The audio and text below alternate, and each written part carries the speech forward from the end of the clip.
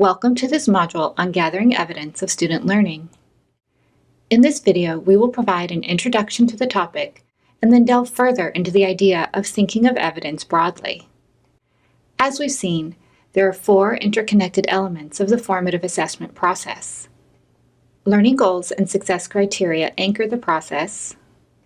Next comes gathering evidence of student learning, then analyzing the evidence, and finally, taking whatever action is needed to close the gap between where students are and where they need to be. This module focuses on gathering evidence of student progress towards the goals and success criteria. Why is gathering evidence important? If teachers gather real-time evidence about students' progress as students are engaged in learning activities, teachers can dynamically respond to students' immediate needs and keep them on track and moving towards the lesson learning goals and success criteria. Recall that three central questions ground the formative assessment process. Where are students going? Where are students now? And where to next? Learning goals and success criteria answer the first question. Evidence gathering, the focus of this module, is the means by which teachers and students answer the second question. Where are students now? Specifically, where are students now relative to the lesson's learning goals and success criteria? This module outlines four major ideas on planning for evidence gathering.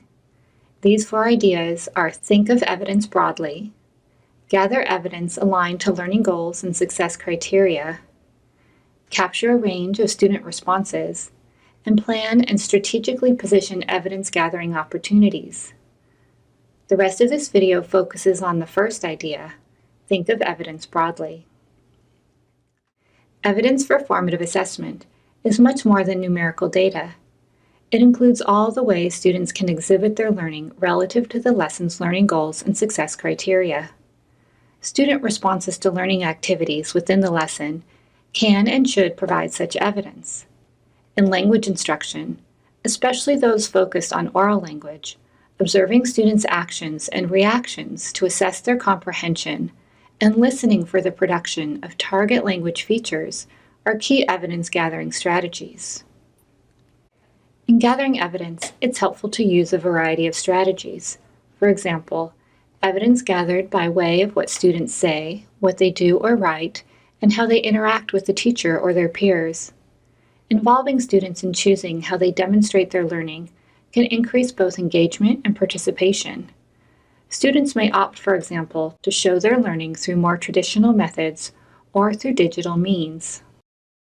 While earlier tribal learning environments didn't have the level of technology we have today, the crucial component of student choice and innovation were sacred elements strictly maintained to allow individuals to choose what the right path was for them. It could be argued that this adherence to student choice and creativity has enabled Indigenous peoples to innovate and survive the many challenges they've faced. Teachers can gain a much richer picture of student learning for analysis and action by triangulating multiple sources of evidence. This concept is different but related to the Indigenous idea of cyclical weaving of evidence, such as with the medicine wheel or the Kiowa winter count calendars. These concepts both support the idea that different students are best able to exhibit their learning in different ways. Some students find it easy to express their ideas verbally. Others may initially need to express their understanding through physical responses. When teachers recognize these differences in their students, they naturally use a variety of strategies to gather evidence about their students' learning. As we discuss later, most crucial is that the strategies are aligned with lesson learning goals and success criteria.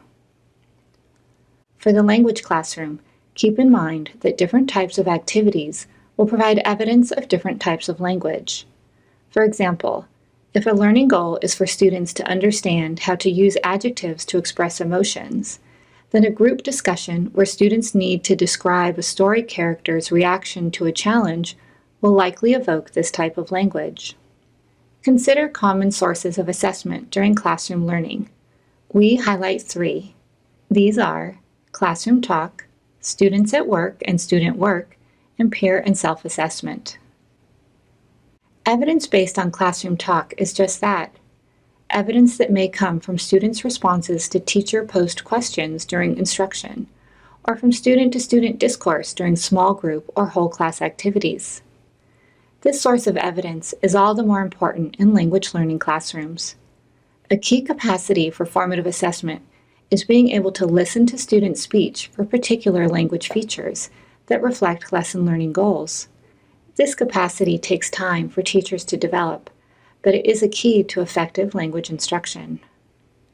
Evidence from students at work includes indicators of learning gathered while students are working, such as through observing students engaged in an activity or looking at the work they are producing. Evidence from student work includes anything students produce related to the learning goals and success criteria. Some examples are presentations, in-process projects, or problem-solving activities. These can include verbal, digital, and paper and pencil components. Peer and self-assessment are a third source of evidence. Students can reflect on their own learning and that of their peers to provide evidence of where students are in their learning.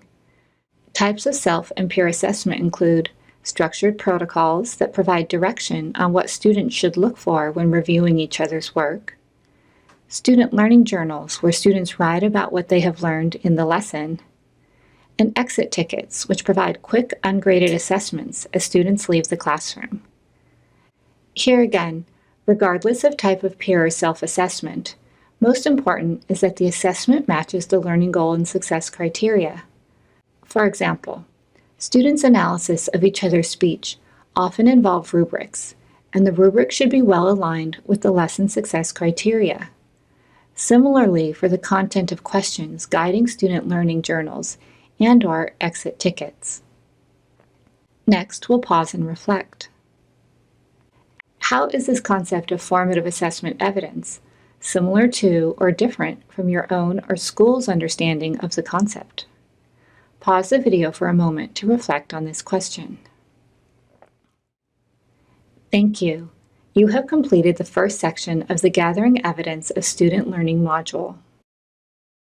This video draws on training modules created by CRESST for the Colorado Department of Education. We thank the Colorado Department of Education for enabling us to share this work. We are also grateful to the following individuals for their contributions to these modules: Brenda Padletti-Sullivan, David Sullivan, Anjanette Williston, and Angela Landrum.